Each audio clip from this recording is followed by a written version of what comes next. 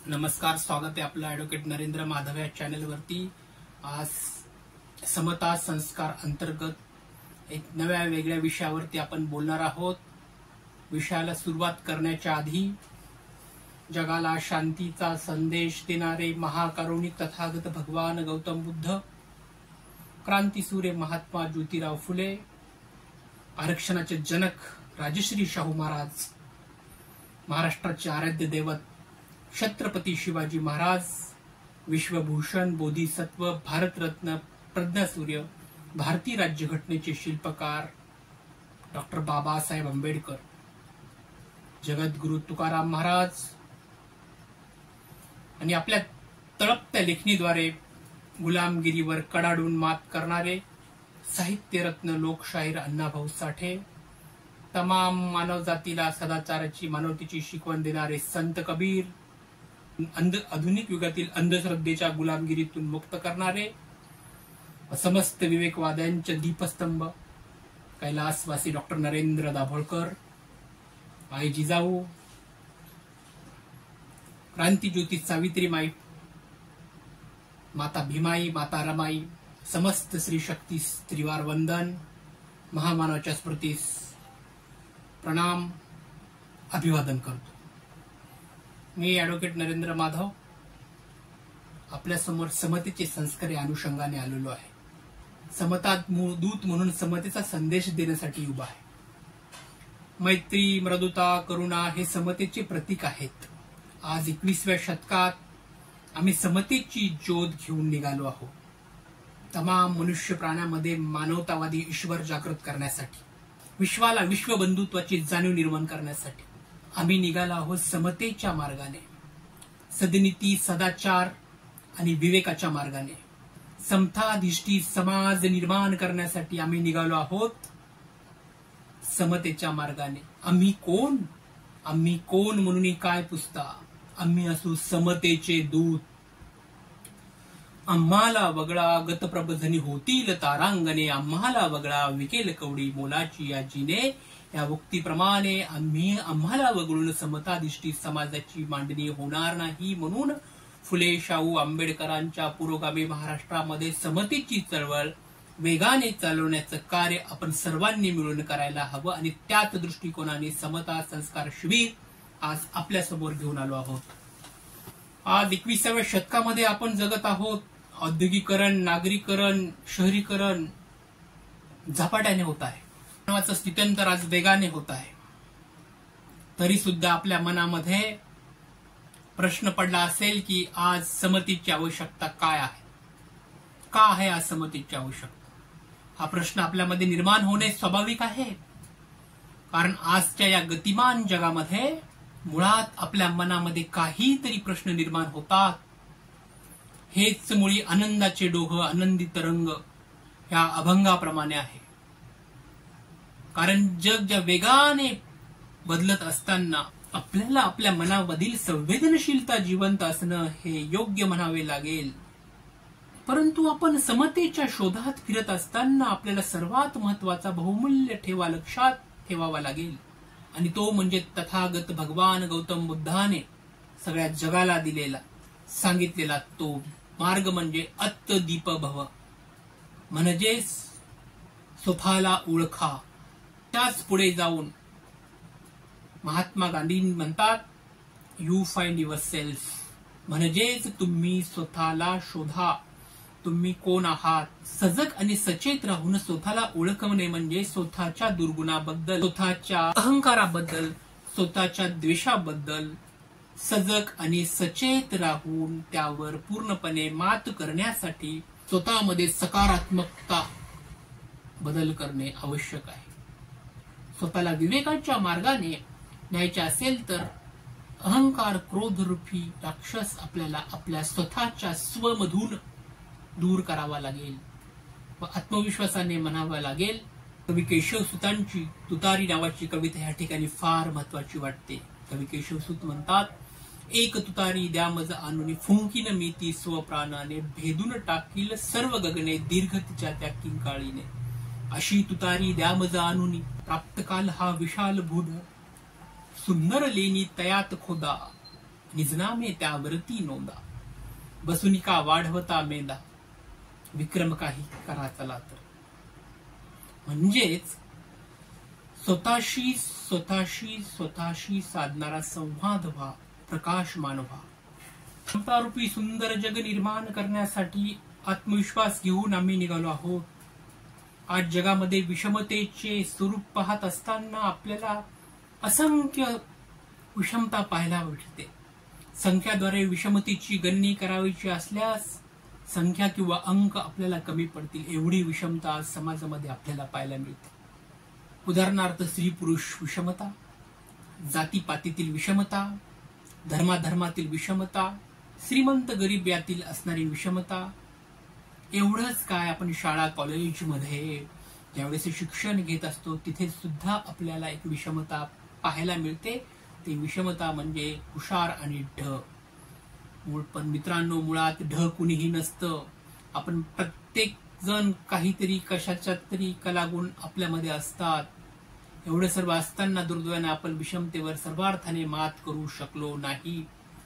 शिक्षणाचे महत्व विशद करत असताना भारतरत्न डॉक्टर बाबासाहेब आंबेडकर सांगत असतात, ज्याप्रमाणे मनुष्य प्राण्याला अन्नाची जरुरी आहे त्याचप्रमाणे मनुष्य प्राण्याला शिक्षणाची आवश्यकता आहे, विद्येची आवश्यकता आहे. विद्या ही दुधारी तलवार आहे. विद्येपासून दुष्टाचा संहार करता येतो, तसेच दुष्टापासून रक्षणही विद्येपासून करता येते. डॉक्टर बाबासाहेब आंबेडकर म्हणतात की विद्येबरोबरच माणसाजवळ करुणा, सदाचार म्हणजे शील, करुणा म्हणजे मानवासंबंधी असलेली प्रेमभाव म्हणजेच करुणा, प्रज्ञा म्हणजे शहाणपण असले पाहिजे, तरच विद्वत्तेचा काही उपयोग आहे. पुढे डॉक्टर बाबासाहेब आंबेडकर सांगतात, जेव्हा मानव एकटा असतो तेव्हा त्याला नीतीची गरज नसते, परंतु जेव्हा मनुष्य टोळीने राहत असतो तेव्हा मात्र त्या मनुष्याला नीतीची गरज असते.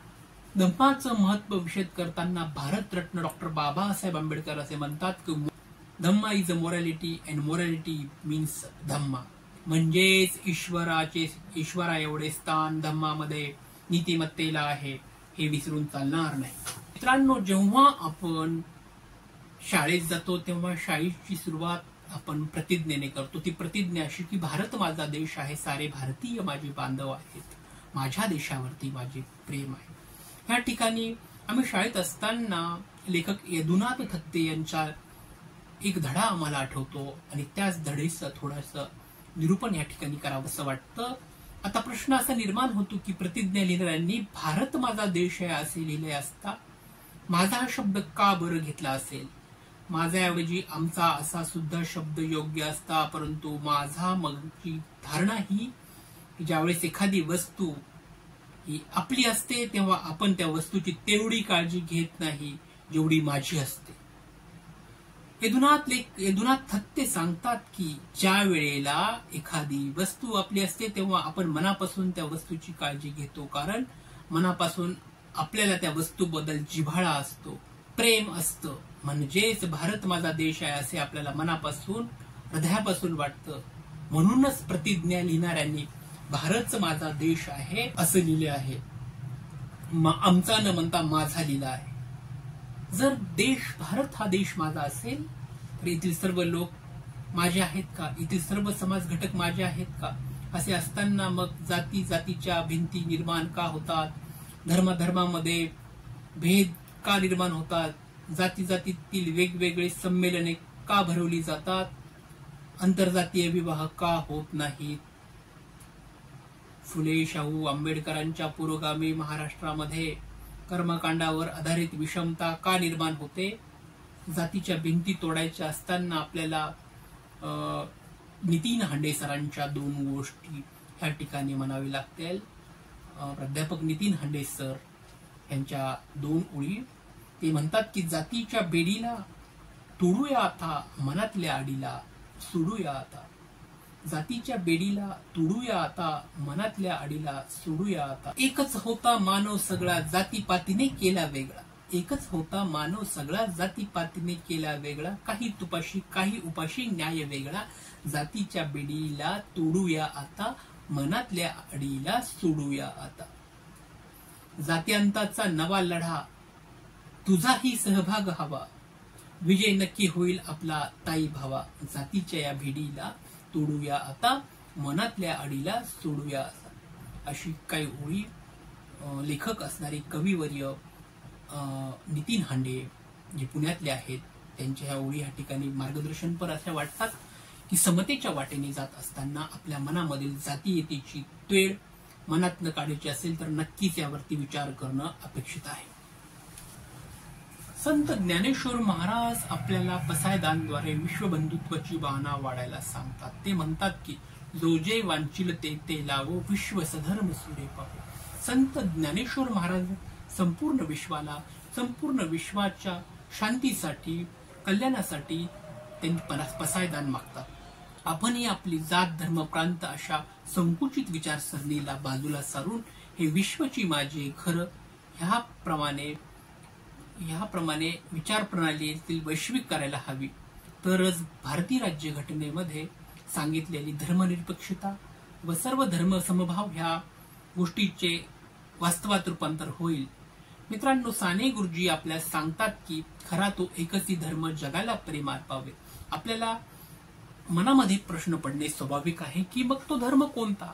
खरा तो एकच धर्म म्हणजे कोणता धर्म? आणि माणसाचा तो धर्म म्हणजे मानवतेचा. आणि जगाला प्रेम अर्पावे म्हणजे कशा प्रकारे प्रेम अर्पावे? माणुसकीला आणि जगाला प्रेम अर्पावे म्हणजे कोणत्या रूपाने प्रेम अर्पावे? तर याचे एक उदाहरण तुम्हाला देतो. आपण ज्या वेळेला रस्त्याने जात असताना आपल्या दृष्टिक्षेपात दुर्दैवाने एखादा अपघात दिसून आला तर आपल्या मनामध्ये सर्वात प्रथम ही भावना निर्माण होते की अरे बापरे, अरे देवा. आणि आपल्याला त्या अपघाताबद्दल जखमी झालेल्या व्यक्तीस मदत करायला जातो. त्यावेळी आपल्या मनामध्ये कदाचित अत्यविचार येतो का, असा विचार येतो का की त्या व्यक्तीला अपघात झाला आहे, तो व्यक्ती स्त्री आहे की पुरुष आहे, जातीने कोण आहे, कनिष्ठ आहे, तो धर्माने कोण आहे, उच्च आहे की कनिष्ठ आहे, यापैकी एकही प्रश्न आपल्या मनामध्ये येत नाहीत. आपल्या मनामध्ये फक्त एकच प्रश्न पडतो, तो की त्या माणसाला दवाखान्यामध्ये न्यायचे आहे, हॉस्पिटलमध्ये न्यायचे. मित्रांनो, अपघातग्रस्त व्यक्तीला मदत करण्यासाठी जी भावना आपल्या मनामध्ये निर्माण होते ती भावना म्हणजेच आपल्या मनात, हृदयातून निर्माण होणारी, समाजाप्रती निर्माण होणारी प्रेम. मित्रांनो, साने गुरुजीचा खरा तो एकच धर्म जगाला प्रेम अर्पावे ते ह्याच अर्थाने आपल्याला अभिप्रेत आहे. मित्रांनो, या भारतभूमीवरती छत्रपती शिवाजी महाराजांचा जन्म झाला. या देशाचे वर्षानुवर्ष अनुभवलेल्या अंधकारमय जग आपल्याला तेजसूर्याने तेजमय करण्याचं कार्य छत्रपती शिवाजी महाराजांनी केलं. महाराजांच्या जन्मापूर्वी ही भारतभूमी अन्याय, अत्याचार आणि अनतीच्या काळोखात लुप्त झालेली होती. त्या काळाचे वर्णन करत असताना कवयित्री पद्मा गोळे म्हणतात की भयान अंधाराने होते जीव कोंडूनी गेले, भयान अंधाराने होते जीव कोंडूनी गेले, जोखड महात्माने वरती जगणे नसिबी आले. तुकड्यांसाठी मान विकुनिया गेले भिक्षांदेही, तुकड्यांसाठी मान विकुनिया केले भिक्षांदेही, निज धर्माची वा देशाची चाडच उरली नाही. पालखीतुनी मिरवत होते ते विकले गेलेले, पालखीतुनी मिरवत होते ते विकले गेलेले, स्वाभिमान आणि क्षात्रतेज तर धुळीच मिळून गेले, स्वाभिमान आणि क्षात्रतेज तर धुळीच मिळून गेले. या अंधारी दिशावर प्रकाश फेकीत येशी, या अंधारी दिशावर प्रकाश फेकीत येशी, महानतेचा मानदंड तू महाराष्ट्र अवतरशी, महानतेचा मानदंड तू महाराष्ट्राची अवतरशी. स्पर्श तुझा होता, स्पर्श तुझ्या पायाचा होता पेटून उठली माती, स्पर्श तुझ्या पायाचा होता पेटून उठली माती, पायतळीचे दगडही उठले मिळविती प्राण ज्योती, पायतळीचे दगडही उठले मिळविती प्राण ज्योती.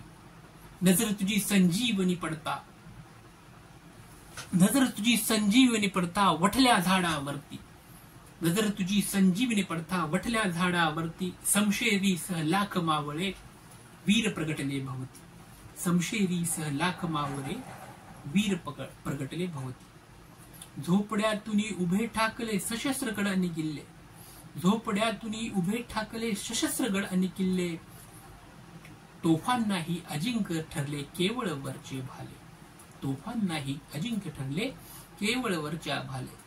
पराभूत ही भूमी अली शस्त्राने परजून या, पराभूत ही भूमी अली शस्त्राने परदुनिया, महाराष्ट्राला महानते प्रति नेसी तू शिवराया, महाराष्ट्राला महानते प्रति नेती तू शिवराया. त्या अनुषंगाने पद्मा गोळे यांनी छत्रपती शिवाजी महाराजांचं वर्णन महानतेचा मानदंड या अनुषंगाने केलेला आहे की या अंधकारमय जगाला तुझ्या येण्यानेच तेजोमय बनणार आहे, अशी संकल्पना कवयित्री पद्मा गोळेंनी त्या ठिकाणी केलेली आपल्याला दिसून येते. जाती अंतीची लढाई शेवटच्या टप्प्यात करत असताना, ईश्वरांकडे काही मागणी मागत असताना ईश्वराकडे काय मागावं या अनुषंगाने कवी कुसुमाग्रज आपल्याला काय सांगतात हे या ठिकाणी लक्षात घ्या. ती आपण पाहूया. सर्वात्मका शिवसुंदरा स्वीकार या अभिवादना, सर्वात्मका शिवसुंदरा स्वीकार या अभिवादना, तिमिरा तुनी तेजाकडे प्रभू आमच्याने जीवना, तिमिरा तुनी तेजाकडे प्रभू आमच्याने जीवना, सुमतोस तू गगनामध्ये, समतोस तू गगनामध्ये, ताऱ्यामध्ये फुलतोस तू, सधर्म जे या जगतामध्ये सर्वात त्या वसतोस तू, सदधर्म या जगतामध्ये सर्वात त्या वसतोस तू, चोहीकडे रूपे तुझी जाणीवही माझ्या मना, चोहीकडे रूपे तुझी जाणीवही माझ्या मना, सर्वात्मका शिवसुंदरा स्वीकार या अभिवादना. श्रमतोस तू श्वेतामध्ये तू राबसी श्रमिका सवे, जे रंजले वा गांजले, श्रमतोस तू श्वेतांमध्ये तू राबशी श्रमिका सवे, जे रंजले वा गांजले पुसतोस त्यांची आसवे, स्वार्थाविना सेवा जिथे तिथे तिथे तुझी पद पावना, सर्वात्मका शिवसुंदरा स्वीकार या अभिवादना.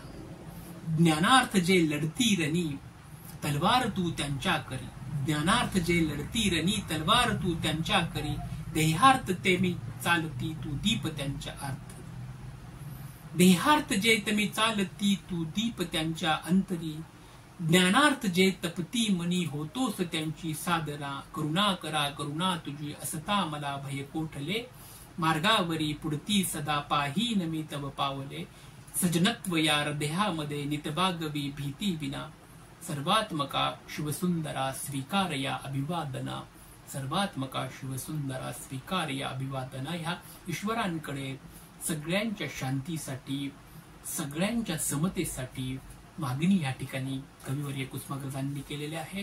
यातनं आपल्याला या विश्वाची शांती घडून आणायची असेल तर आपल्याला समतेच्या मार्गाने जाणं अपेक्षित आहे. आपल्याला न्याय, बंधुता आणि राष्ट्रीय एकात्मतेचा विचार करून त्याच अंगाने आपल्याला आपली विचारसरणी, आपल्याला आपल्या जीवनाची सृष्टी बदलावी लागेल. ज्यावेळेस आपली दृष्टी बदलेल त्यावेळेस नक्कीच हे जग बदलेल अशी अपेक्षा घेतो आणि ह्या ठिकाणी थांबतो. धन्यवाद.